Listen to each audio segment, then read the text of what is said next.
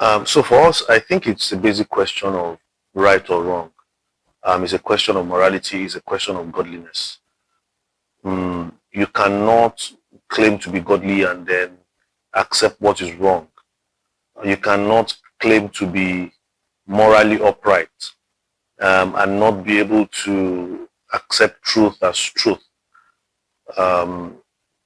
We tell people not to lie, not to steal, because these are the basic moral codes, that people live by. Don't take what is not yours. That's what we tell our kids. That's what they told us when we were growing up. And for us, except you don't understand the difference between being moral and immoral, the difference between being godly and being ungodly, that is when you will not understand what is at stake here. And the fundamental thing is, if truly a wrong has been done, then it has to be corrected. And that is the only way anyone can get past something being wrong. Everybody deserves closure. A thief comes into my house and steals from me, and I have an opportunity to get what has been stolen from me back. I don't think anybody will hold back, because that is how you correct a wrong. When we are robbed, we'll run to the police station and make a case and say, oh, my car has been stolen, because we expect that the police will try and help us find what is ours. And because who takes what is not theirs except people that are just not morally upright? And this is basically what the case is about. It is about the difference between right and wrong, and the fact that if a wrong has been done, especially unto others, and except those others decide to let go of it, maybe, but it doesn't still right that wrong.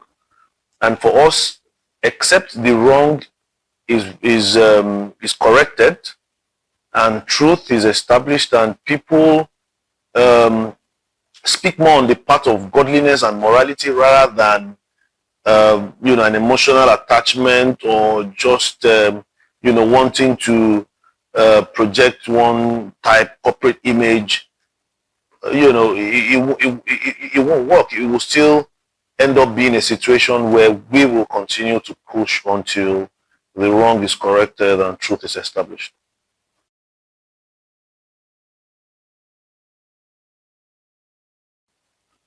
Okay, my name is Hakim Olatunji. I represent Brightline Media, also IBUT. We've been at this for a minute. Basically an Islamic media communications and events company. Over 20 years experience. We've done a lot within the Islamic space. I think we were one of the first few Islamic brands that projected, Islamic content from, a relatively different perspective.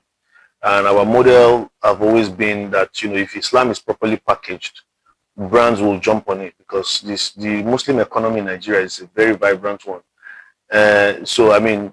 We are one of the first media organizations. Our strategy wasn't to go after individuals and, beg, because we essentially believe that, if you have to beg to do dawah, it makes dawah ineffective. So what we've done otherwise is to, create, much more interesting content around Islam, and then get brands, to buy on it. So for the longest time, we've acted as a bridge between, discerning brands, A-list, FMCGs, telcos, Islamic financial institutions. We've acted as a bridge between, this core corporate world and the Muslim audience. We've curated a Ramadan program for 20 years now. Next year will be our 20th anniversary of running every year without missing a year on Silverbird TV. At some point, we even had two, TV programs, for Ramadan. We had iBeauty and then we had Souq Kitchen. And we've also curated a lot of events, that have benefited, the Muslim Ummah directly, that have benefited families, and uplifted people, just generally. So that is, in a nutshell, who we are. And one of the things that, one of the reasons why, we felt it important to put out this video as well is that, one of the things we also are trying to do is to protect our own brand, protect our image, protect our history.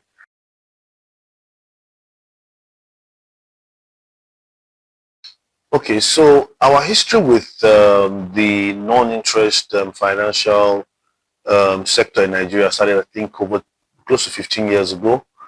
I think our first real engagement was with Stanbic IBTs when they had the non-interest window. We basically did a lot with them. Of course, we did some of the first set of content for them that was aired, on TV. They had a collaboration then, I think, with Imam Abdurrahman Ahmed. And we did things with them that were quite impactful. Also, we were there when Sterling Bank introduced their own, non-interest window. I believe we did the first set of adverts for them. And with them, we created the first known segment on Nigerian TV that spoke about Islamic finance. And what we've done over the years is to introduce, Islamic finance on our own platform, as a media, communications outfit. And like I said, we've partnered, along the line, with the likes of SunTrust Bank, with their Islamic window, with Alternative Bank now, Jais Bank, like I said. We've also partnered as well with Lotus Bank, and for the longest time, we've been in a relationship with what we call the parent company for Lotus Bank, which is Lotus Capital. We've serviced Lotus Capital for over 10 years. We've had them on our shows several times. We've been into their space to do a lot of recordings. We've created a lot of content for them, and we've never had any issue. In fact, in our 20-year history, we had never had any known issue with any brand. And we've worked with a lot of A-list brands, from the telcos, to even, oil and gas, businesses in the oil and gas sector.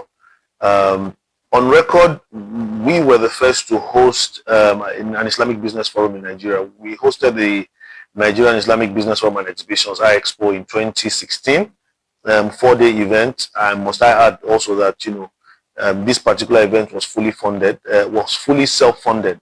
We brought in the likes of Dr. Bilal Phillips, Bashir Mundi, Imam Abdurrahman Ahmed, Pen Abdul, and for us at that point in time, it was about, really using, what we have on our platform to push the Islamic finance and banking, sector, to the larger Nigerian audience. And we've done a lot of those partnerships over the years.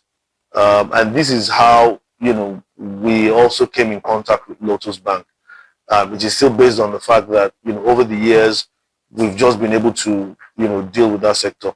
As part of things we've done, within that, Islamic finance, banking, just the Muslim ecosystem, in Nigeria, at some point we created what we call the iBusiness. iBusiness on our show, where we gave Muslim entrepreneurs free airtime to promote their businesses.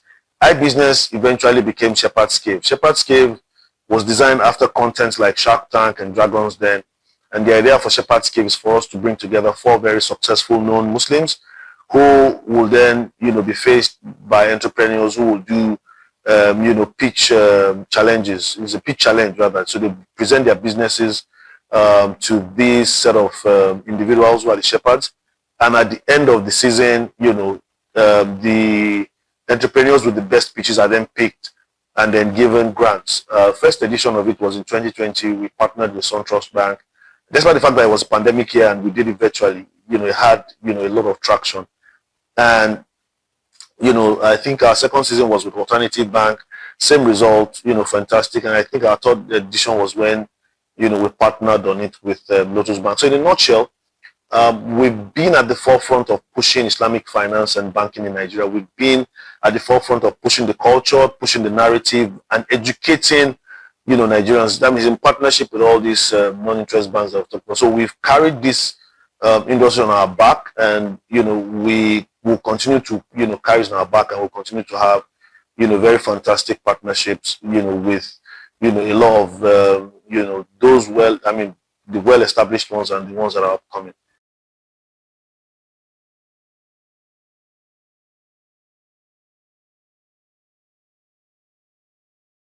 Okay, so our relationship with Lotus Bank, like I said, I think predates Lotus Bank, if I could be honest. Our relationship started with what, like I said, we call the parent company of Lotus Bank, which is Lotus Capital. And Lotus Capital became so known to us that by the time Lotus Bank started, it was pretty easy for us to, to just, pitch and say, okay, you know what, now we could partner, even on a bigger level, now that, you now have Lotus Bank. And I think the first thing we did with Lotus Bank was Shepherd's Cave. As explained, Shepherd's Cave is a business pitch challenge for budding entrepreneurs. And before we came in contact with doing it with Lotus Bank, I think we've done 3 seasons, and within that 3 seasons, we've given millions out to entrepreneurs as grants. Both grants that came from partnering banks and even from the shepherds themselves.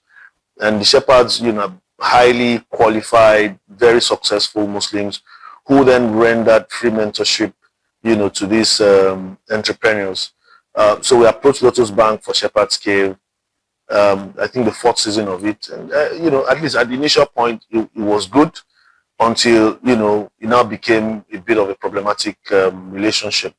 Not from our own end. We did everything that we needed to do, but for the first time, okay. So the first thing is Shepherd's Cave. The format is it's a segment on our Ramadan show, and what we do is, because we know people follow it, and it's a pitch challenge, we usually would announce the winners on the show. In fact, we'll invite them into the studio and present them with their checks. And that is what the show have been known for until we partnered on it with Lotus Bank. And at the end of the day, it got so bad, communication breakdown, it was a different head of brand and communications that we started with. We ended up with another one because the first person had to resign, but what they created for us was a serious PR problem, because one, we couldn't announce the winners at the end of Ramadan, and two, we couldn't, we couldn't tell the winners that we were selected, so we selected the top 5. We couldn't tell them what they were getting, unlike previous editions where, before the end of the show, each entrepreneur, based on the recommendation of the shepherds, knew exactly, how much they are getting into their business. But with Lotus Bank, it got so bad that we needed to create a WhatsApp group for all the top 5 winners and manage, emotions, because they were angry. We've taken them through a process that in fact, there was one of the entrepreneurs that would fly all the way from Abuja, because of this show. And at the end of the day, it wasn't nice, and we had to manage that. And that whole incident, literally, gave us a lot of PR problem that till today we are still not able to, revive, Shepherd's Cave. So that came and went. It left us with a very bad taste in the mouth, but we felt okay. Sometimes, you have hiccups with, things like this. So we moved on. Second thing we're going to do with them is the Souq Fest. So Souq Fest started as Ramadan Fest in 2024. But the idea was clear from the beginning, is for us to create a marketplace, a discounted marketplace where Muslims can come and shop as, leading to Ramadan. And mark the word discount, because what we wanted to do was to ease the burden, because as at that point in time, there was hyperinflation and, all of that. And it was just, something that we felt would be quite relieving. So what we did was we gave vendor stands for free. And then we now encourage the vendors to turn back what they're supposed to pay us for vendor stand into creating, fantastic discounts. 2 days event went very well, fantastic.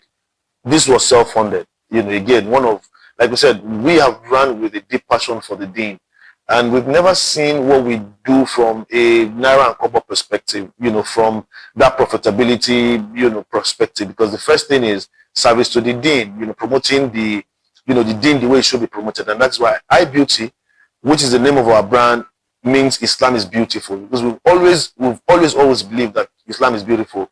It only depends on how you present it to people. And if you present something beautiful in a beautiful way, there's no way people will not want to, consume it. Or, and that is what we've always been doing. So it wasn't difficult for us to, follow up this decision with action and successful event. 2 days. It was the video of this event that we then sent, to the chairperson of Lotus Bank. And as at that point we were sending it, it was already called. So we were now thinking about, doing it for Eid al-Adha. So a marketplace where people can come and buy ram, rice and everything for much lesser as a build up into the Eid al-Adha. And we presented it to, to the chairperson of Lotus Bank, and, she liked it, said maybe the bank will reach out to us if the bank likes it. And that was exactly what happened. We got reached out to by the current MD, was the then ED of the bank. And that was the first time we shared the proposal with them. Our proposal was already named Souq First at the time that we were sharing it with them. So we got a call to come in and then, present. No, not present. We got a call to come in and have a conversation with them on them coming on board for the Souq First. And that was when we went in. We met, as at that time, we met with the ED, who is the current MD. There was I think the chief financial officer then, and the head of HR. Those were the three people that we first met with. And what they requested of us was title sponsorship, which meant that they wanted to partner with us, but they wanted us to add Lotus Bank to our Souq First name. So this is what, started the entire relationship as far as Souq First is concerned. So of course we agreed, a letter of engagement was signed, we went into the event, and then voila, that was the first introduction we were going to have with, the leadership of the bank in terms of, one-on-one. And what got to us really was quite simple. The way we were treated wasn't the way, we've been used to. I mean, like I said, we've dealt with a lot of brands over the years. I mean, we've been in close contact with, A-list brands, even, Islamic financial institutions. So Lotus Bank wasn't the first. But the way we were being spoken to, the way we were being, dragged, the way the whole thing was going. In fact, during the setup for the event, there were different times that we would reach out to them and, and say like, look, we're not used to being spoken to or being trashed, this way. Like, it wasn't just, it starts to build up as, as a traumatic, experience. And we, try as much as possible to at least let them understand that, look, we are not vendors. Even if we were vendors, there's a way you treat a human being. And I think that was the basis, of, some of the things that later happened, because all through the event, we did what we needed to do. I mean, the record speaks for itself. It was a 2-day event that before the end of the first day, we were already approached by the bank, by Lotus Bank, out of, I mean, how much, they liked what we had done, to say, you know what, they want us to do another one, for them in Abuja. That was at the end of day one. That was how happy they were, with what we did. So at the end of the event, we felt, okay, whatever happened, maybe it was due to the pressure from the event, and, we just chalked it off. But what was more alarming was how we were treated even after the event. As a partner that had just delivered an event that, on your own Instagram page, you've tagged as a very fantastic, and beautiful event. We felt, that the way we should have been treated should have been, warm and all that. But then we were discarded, and we wrote to the bank complaining about how we felt. And that letter prompted them to invite us in for a mediation meeting, because now we brought back all the other stuff, that we've been hit with, while dealing with them, all the abuse, all the insults, all the, denigration, that wasn't just nice, and we went in for that mediation. In fact, they encouraged us to come in with legal representation, which we did. And we went in for that, thing, and it was settled. At that mediation meeting, they had about 7 heads of departments from Lotus Bank present, head of audit, head of legal, head of a lot of, heads of departments were present, and we were present, and we had our back and forth. They told us what, what they felt we were short of. We told them, all the things that we felt, we were wrong by, and both sides shook hands. So after the meeting, there was an agreement on what the resolution was going to be by both parties. And these agreements were things that were even shared via email. And it now came to the point of implementing the agreement. And normally in Islam, even a verbal agreement is a standard agreement.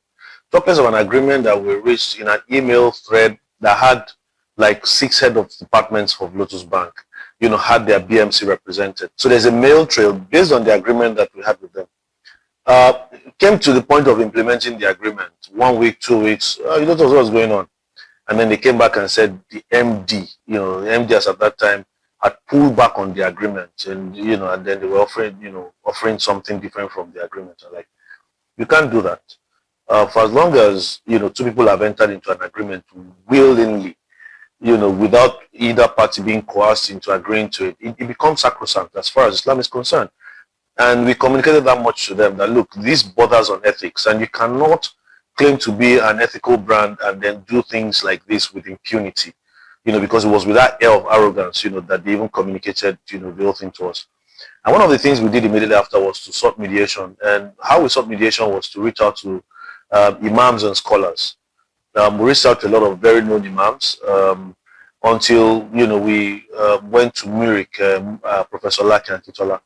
So mediation was set up by Professor Laki and Kitola, and this was, now months, several months after the conclusion of the event itself. So we went in with the mediation, which later turned out to be an ambush. But luckily, the mediation was recorded. In fact, the recording started at the insistence of the then MD. The mediation meeting was attended by both the MD, the then MD for Lotus Bank, the ED then, who is now the current MD, and other personal relatives of the MD of Lotus Bank. And the good thing for us was that that meeting was recorded, and that was where we had the incontrovertible evidence of defamation, where a lot of things were said that were patently false, about us and, the conduct and all of that as far as the Souq Fest, that we did with them was concerned. And you have to understand as well that as at this time, even way before the mediation meeting, what had happened from the leadership of Lotus Bank was us being maligned, in the Islamic circle, and in the Islamic banking and finance community. We were called all sorts of names. We literally get calls from strangers that call and say, why are you doing that to Lotus Bank? We are the victims here, so which meant that, there was now deliberate attempt at, ruining our own image and destroying what we have also used our years, like I said, over 2 decades to build. And there was no way we were going to allow, that to stand. So good enough, during the mediation meeting, we had the recordings, and after, like I said, the mediation turned out to be an ambush. And then at that point in time, we just knew, the only course of action for us would be, to go to court, because the level of intimidation, the level of harassment, was just something that we know that if we go quiet on, will affect us for the longest time. In the corporate world, there are certain things that you just don't let go because of how much damage it could do to you on the long run, even without you knowing it. So we established 2 lawsuits at that point in time against Lotus Bank, one for breach of contract against the bank, and then defamation of character against the then MD of the bank. And we went public about it. The reason why we went public as well was because already, like I said, we were already getting calls from strangers, so we didn't even know to what extent, this denigration and defamation had gone. And so we knew that the only thing we could do was to come to the public space and tell our own story, and then tell us, and put it to them, like, if you feel what we are saying is wrong, then meet us in the public square, because that was part of what we wanted to do in terms of, trying to reach out to scholars, for both parties to come and then tell their stories, and then the scholars can then decide who is right and who is wrong. So at the end of the day, after we established the lawsuit, a couple of months after that, the MD then was let go, by the bank. And for us, we felt it was not a bad thing. Such a brand that started off very beautifully well, should have only but the most refined leadership. And we felt, at the point that we dealt with them. And the funny thing is, we also then discovered that we weren't the only victims, and this is a pattern that had been going on for the longest time. So we just couldn't stand by and let no one, no matter how highly placed, ruin what we have also used our life to build. We might not be as big as Lotus Bank, but in our own small corner, we built something for ourselves, over 2 decades that we weren't just willing to allow anyone to take down. So after the MD was out of the system, we were called in for a mediation meeting, and as at that point in time, what they were asking us for was to withdraw the cases against both the bank and the then MD of the bank. And we had a lot to say about that. But they begged, and in the meeting, that we had with them, where they begged us to withdraw the cases, was this current MD who was at that time an acting MD, their head of legal and their head of audit. We also went in with our representation and we made it known. I mean, there was no way we were going to allow what they did stand, or allow the MD, to have done what she did to us and allow it to stand without us defending ourselves or standing up for ourselves. And they apologized and, made us understand, the bank had taken a turn for better and all that and all that. In fact, in that meeting, they promised that they were going to revisit our Shepherd's Cave, which they know that, I mean, they literally damaged, for us, in terms of from a PR perspective, and the promise was that, okay, don't worry, let's start with the Shepherd's Cave. We know we've done a lot to you, in trying to make amends. Let's revisit the Shepherd's Cave. In fact, they invited us for another meeting within the same, within their headquarters. We met with other people. They told us, design this thing for us. We want the Shepherd's Cave that will target women. All the conversations are there. We went back again, develop, sent to them, radio silence. I mean, at the end of the day, they ghosted us, and we understood, okay, what they wanted from us was to literally withdraw the case. So they made all the promises just for that to happen. But we didn't mind. The cases were already withdrawn, and we decided to move on. Okay, so I mean, so that basically is the length of our relationship with Lotus Bank until, the most recent one again now, that has brought us to this point.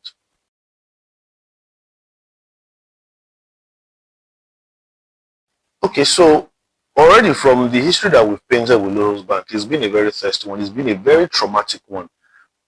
We know the trauma we've lived through just by dealing with, this particular institution. And for us, after they didn't get back to us on either the Shepherd's Cave or continue any type of relationship, we had moved on.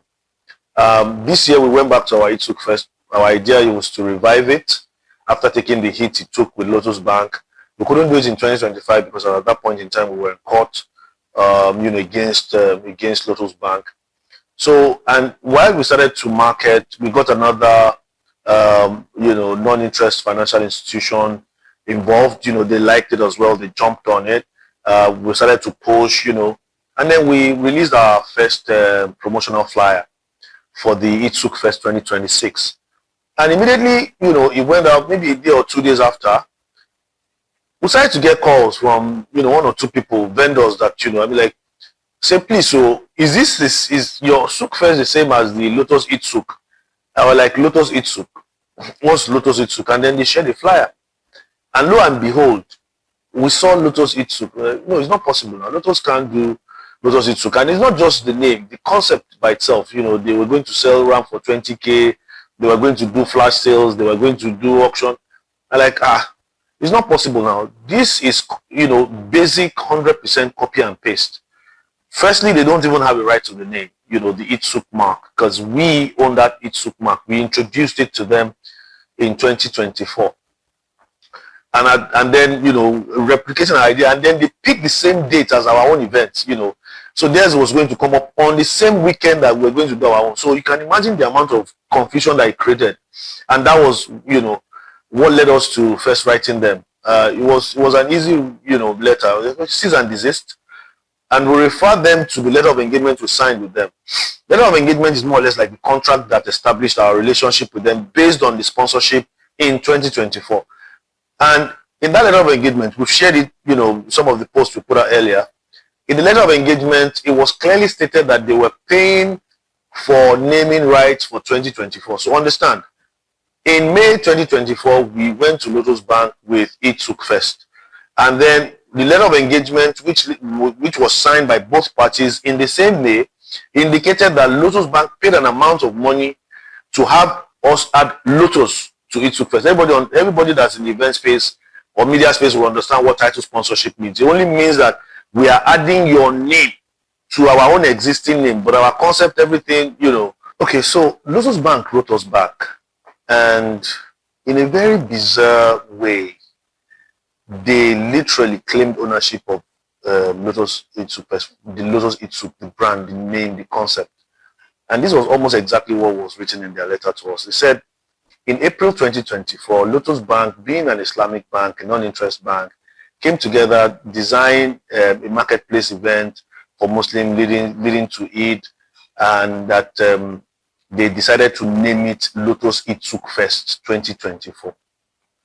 So this is where you take a pause. Now, two things cannot be true at the same time. It's not possible. Truth cannot have an alternative. Truth can only be one thing. So let's examine it. In May 2024, we sent a proposal to Lotus Bank called Souq First 2024. We were called in for a meeting. We presented and they asked for title sponsorship.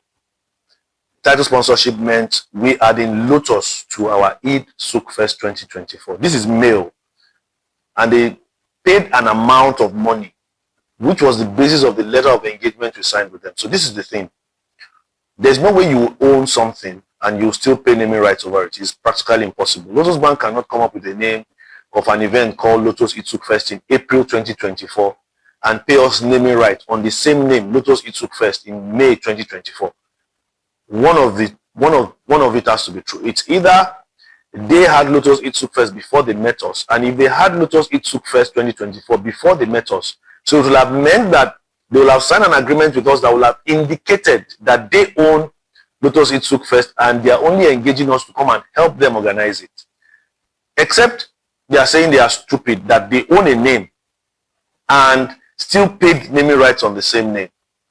You know, and like I said, so, and that's why I said it was bizarre for us to actually read that letter where they literally claimed ownership. For us, that was where, you know, it became clear.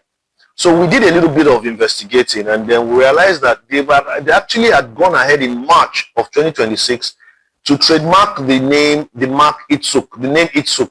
They had trademarked it in March 2026, which meant that, you know, fast forward, they knew exactly what they were doing as at the time they were putting the whole thing together. And that was why they sought, you know, that trademarking. I don't know, you know, if they understood well enough that passing off, there is no way you are going to escape a passing off case because you have trademarked the name. It will always be about the events that happened before you trademark the name. So when, and then in the letter, what got us again was, in the letter, they went back to the Souq First that we did with them, that we had sued them for, that they had begged us to withdraw the case on, and they went back to it, and then they went back to rehashing some of the statements that were made to us that we felt were very traumatizing as at that time. That's the talking point of the former MD of the bank. And then that, you know, what we did was shambolic, and it was the MD that saved the day, and this one and that one. I mean, these were the exact things that you said that we felt hurt by, to the point that we had to take you to court on. Now you are rehashing them. And aside from that, they now ended up with a threat.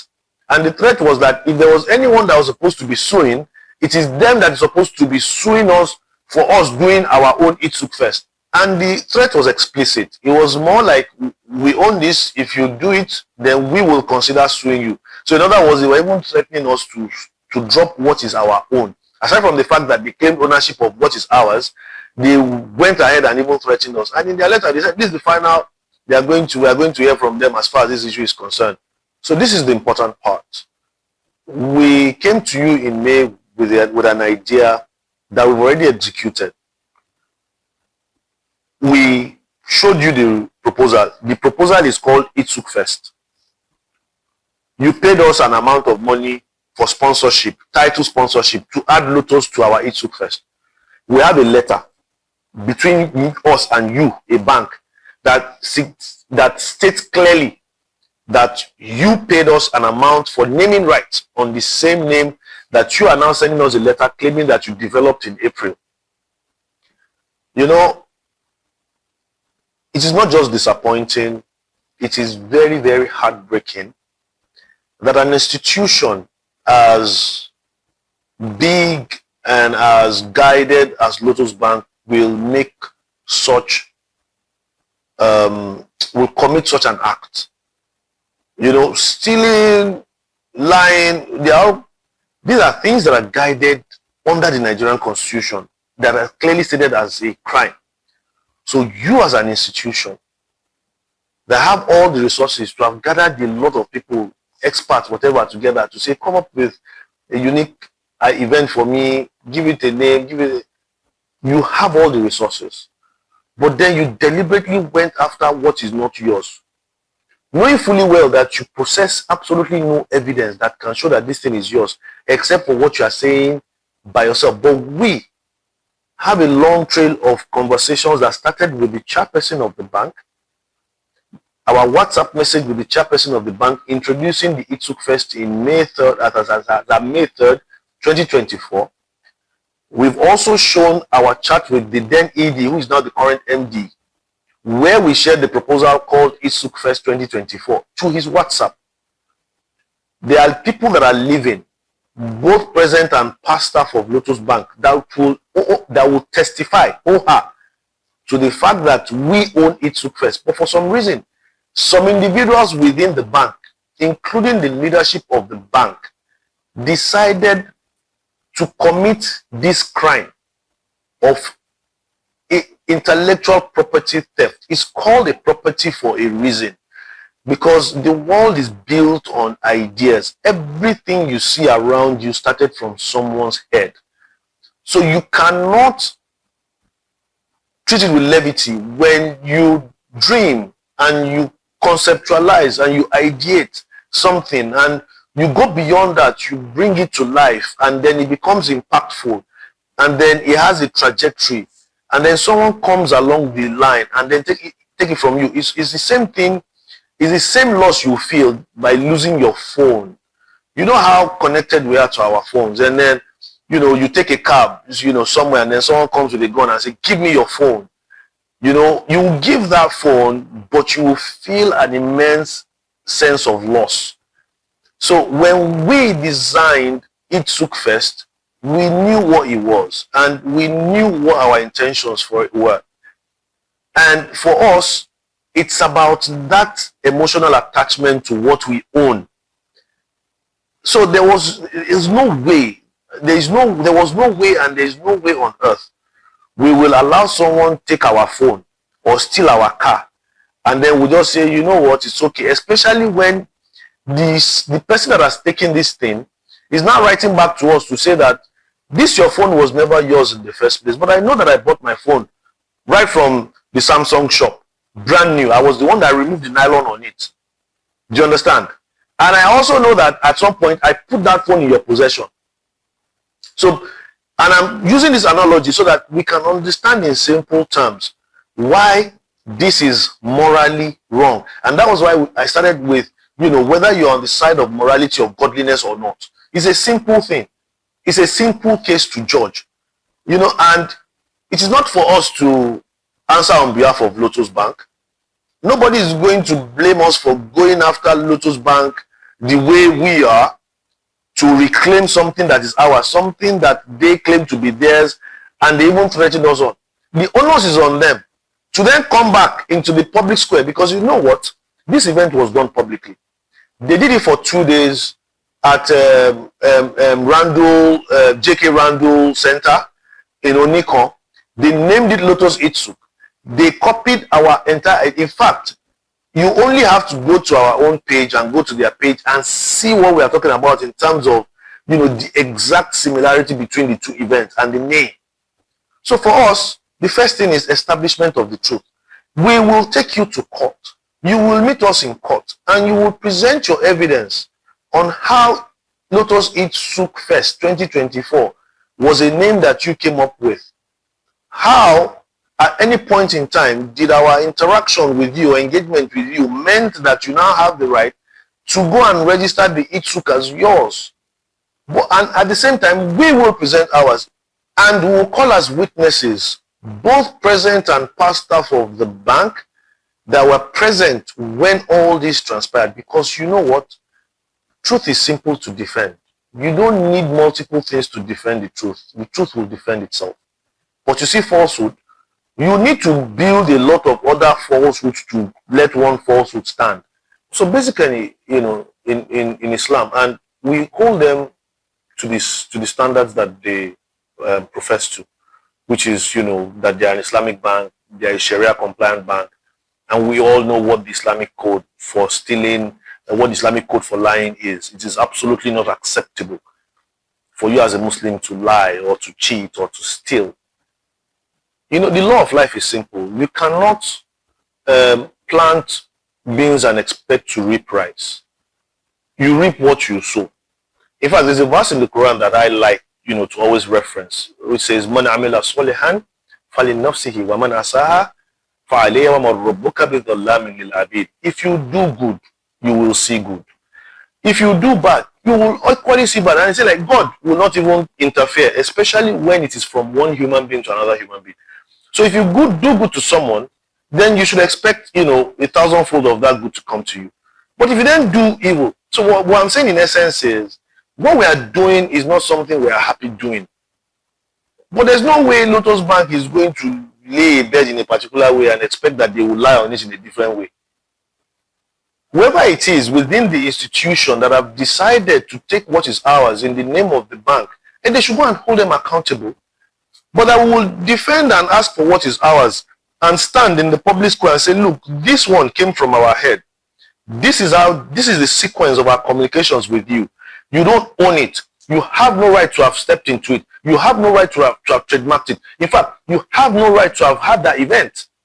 Because what you have done is you have robbed us of benefiting from what is ours. So nobody should treat anything that has to do with intellectual property with levity, because it is what the world is built on. Everything around you are ideas. Lotus Bank was someone's idea before it came into fruition. So imagine, at the point that Lotus Bank was trying to come up, they go to someone, an investor, and say, you know what, we have this idea, we want to do this bank, it's called Lotus Bank. And while they were doing all that, the next thing is this same investor comes out and then names a bank and calls it Lotus Bank. Of course, the owners of Lotus Bank will fight it with everything they have. Why should ours be any different? The question they should be asking themselves is, how did we get to this point? How do you have an institution, that is being sued multiple times by entrepreneurs that they should be partnering with? Why are these things happening? You cannot continue to do things in a particular way and expect different results. And that is where we stand. We as an Islamic media and communications company, even if we were not the ones, that was involved with this, if it was another brand and it comes to our attention that a brand is being, that the brand's IP is being stolen by a bigger brand, we will stand with them, we'll stand for them, we'll stand and fight for them. Because that is the normal thing that should happen within, the creative space. People must respect other people's intellectual property, especially an institution as big as Lotus Bank that is supposed to be built on the morality and ethics of Islam. Because if anything, this isn't ethical.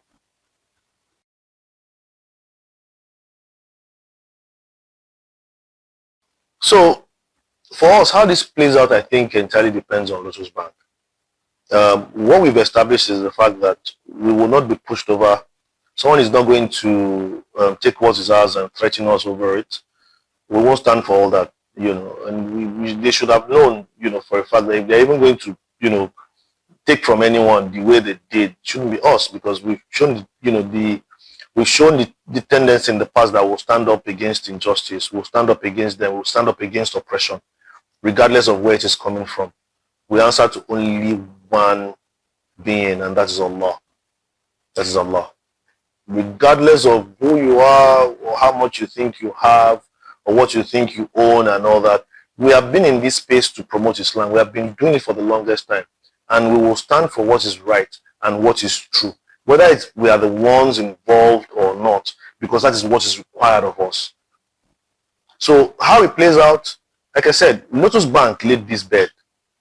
They are the ones that will lie on it. If they had written us the first time, after we send them this and this letter and go in the route of, sorry, we didn't know, you still want to do this thing, can you come in for a meeting, let's see, let's meet at the middle ground or something along that line, perhaps we won't be where we are now. And for us, it's not about destroying that institution. Like we said, we've known, even the parent company for a long time. We've pushed a lot of Islamic brands.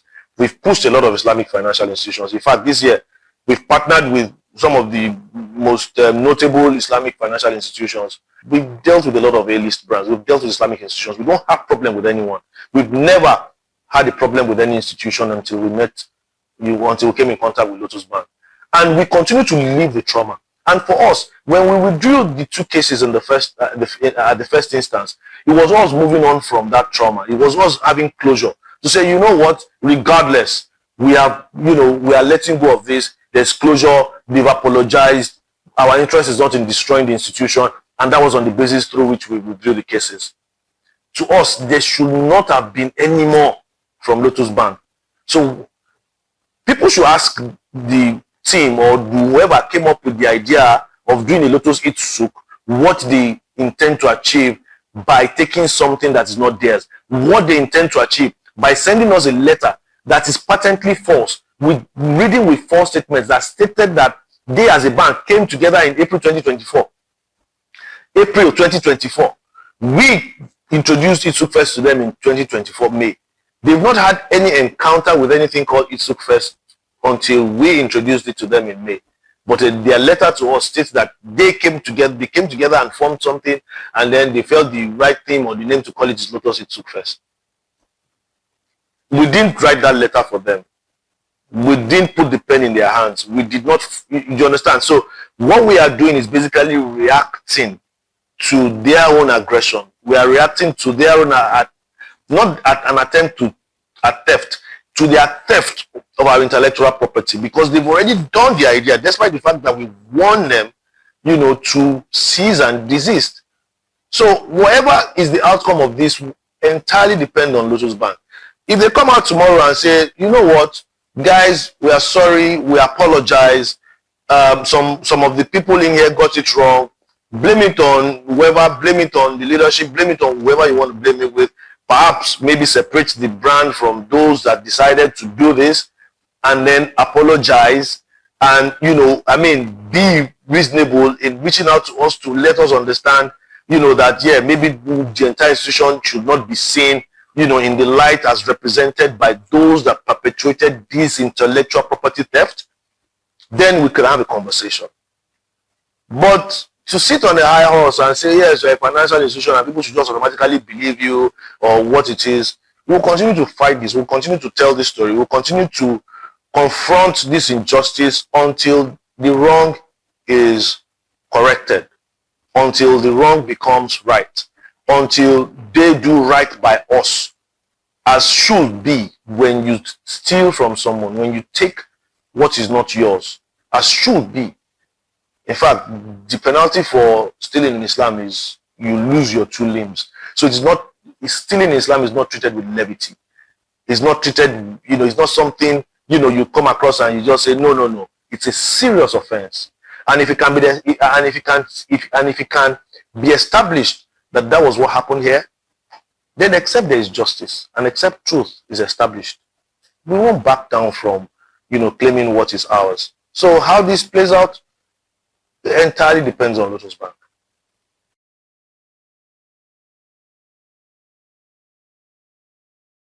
So in conclusion, we hope lessons have been learned, or people will still continue to learn from this experience.